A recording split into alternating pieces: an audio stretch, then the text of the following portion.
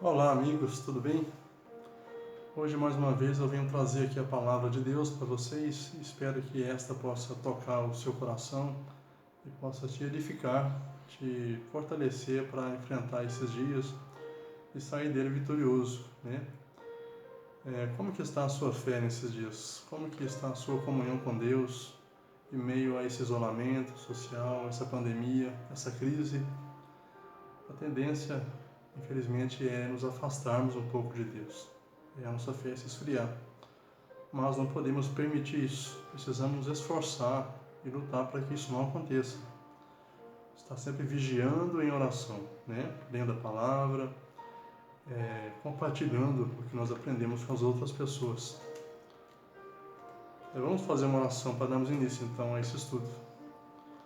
Nosso Deus, nosso Pai, obrigado porque o Senhor é um Deus de amor, de misericórdia e podemos sempre nos voltar a Ti.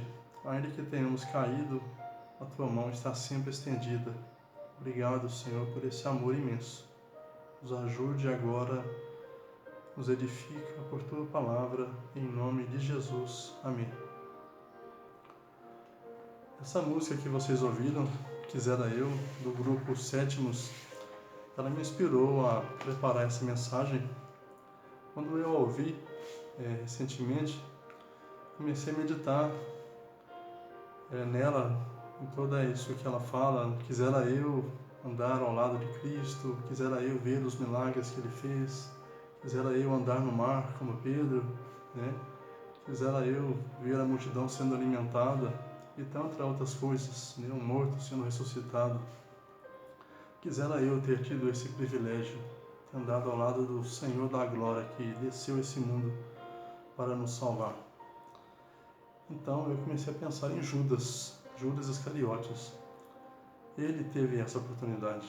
Isso que quisera eu, quisera você, ele teve esse privilégio de andar com Cristo, com o Salvador, por 3 anos e meio. Imagine só que privilégio. Ver o que Judas ouviu, ver o que ele viu, ouvir o que ele ouviu, as palavras do Mestre. Imagine Judas ali naquele barco quando a tempestade queria envolver, queria tragar o navio, e apareceu Jesus andando sobre as águas e ordenou que o mar então se acalmasse, né? Outra vez também, quando estava no barco dormindo, ele levantou e por suas palavras veio a calmaria. Que privilégio teve Judas quando ali naquele monte com as pessoas famintas, milhares de pessoas ali, homens, mulheres, crianças, e então ele viu, testemunhou a multiplicação dos pães e peixes.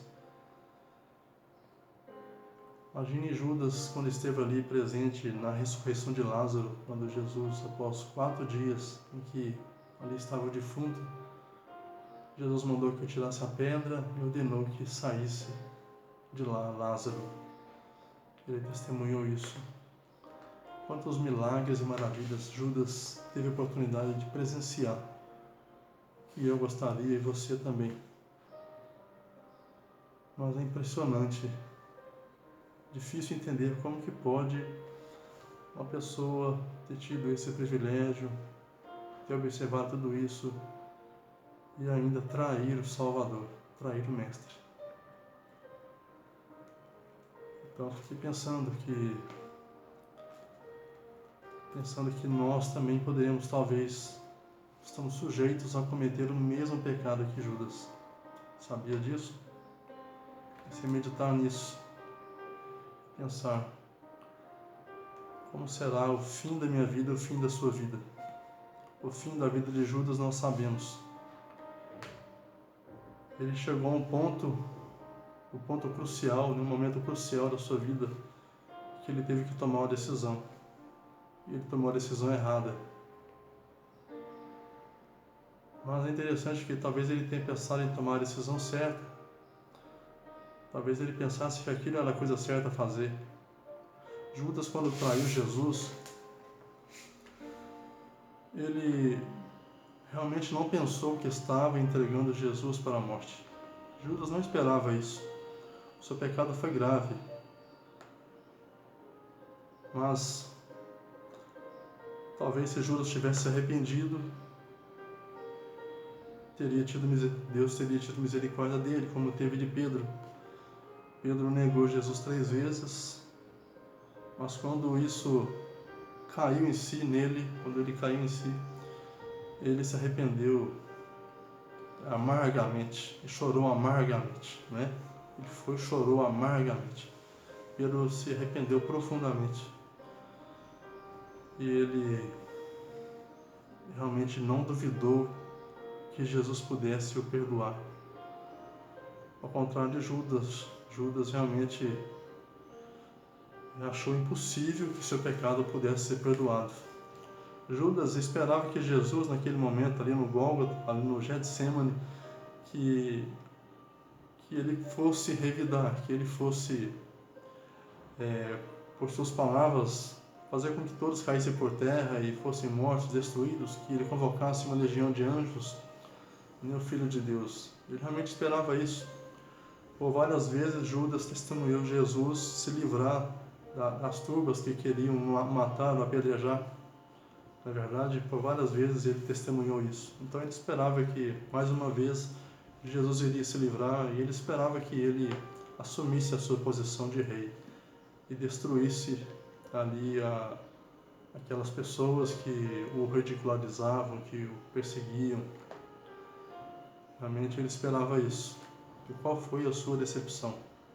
Decepção amarga de Judas, quando ele viu que Jesus não reagia, mas permitia que fosse aprisionado, acorrentado, manietado, esbofeteado, levado como um animal para o matadouro, levado por aqueles homens maus que o queriam mal, de forma cruel, de forma maldosa.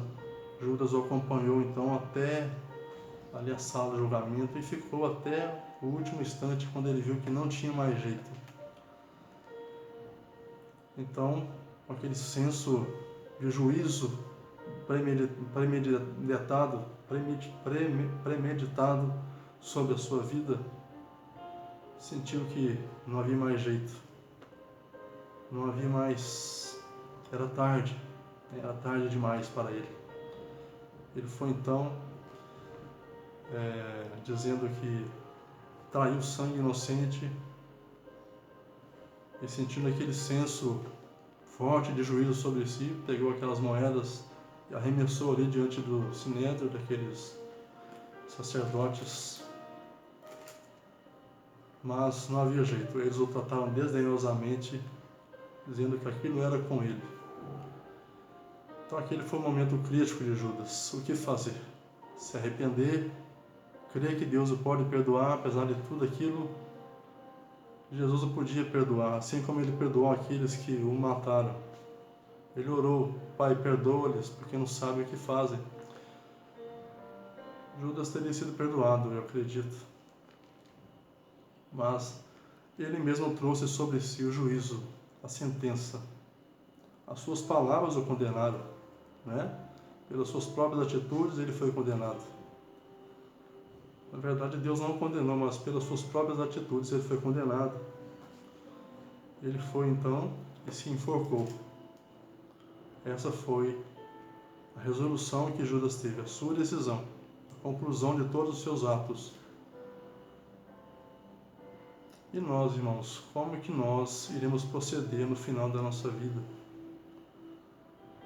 Qual será a nossa decisão? Muitas vezes nós pecamos contra Deus, muitas vezes nós o traímos também, como Judas, sabe? Muitas vezes nós o traímos por meio de ações, de palavras. Às vezes não mensuramos a gravidade do nosso pecado. Mas nós sempre vamos a Jesus, cremos que Ele nos perdoa. Porque nós temos essa convicção, nós temos esse conhecimento do amor de Deus que excede toda a nossa compreensão, né? Nós vamos a Ele Mas até quando faremos isso? O que significa traição? Judas traiu Jesus. Como que nós traímos Jesus? Traição significa deslealdade, né? Infidelidade. Temos sido fiéis a Jesus, ao Senhor, temos sido leal a Ele, temos sido obedientes. Nesse tempo que estamos passando, você tem sido fiel a Ele? Tem orado, tem vigiado, tem lido Sua Palavra, tem pregado Sua Palavra? Muito bem, irmãos, é esse ponto que nós chegamos aqui, é o objetivo dessa palavra.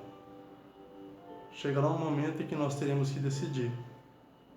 Chegará um momento em que teremos que passar por um tempo de angústia, como a angústia de Jacó. Não tinha certeza se havia sido perdoado, por isso ficou lutando com Deus até o amanhecer. E disse: Senhor, não te deixarei se não me abençoares. Que essa seja também a minha atitude e a sua. Lutar com Deus. Não permitir que Ele nos deixe, que Ele se afaste, mas lutar para estarmos sempre perto dEle. E não deixar que Ele vá, até que sejamos abençoados por Ele. Amém? Que essa seja a minha atitude e a sua. Chegará o tempo da angústia para cada um de nós. Que venhamos a confiar no amor de Deus. Como Pedro, que venhamos a nos arrepender profundamente e chorar, se for preciso. Chore, agarre os pés de Cristo e não deixe Ele ir enquanto não te abençoar. Amém? Que Deus abençoe. Eu quero ler aqui o último texto, que está em Mateus capítulo 16, versículo 25.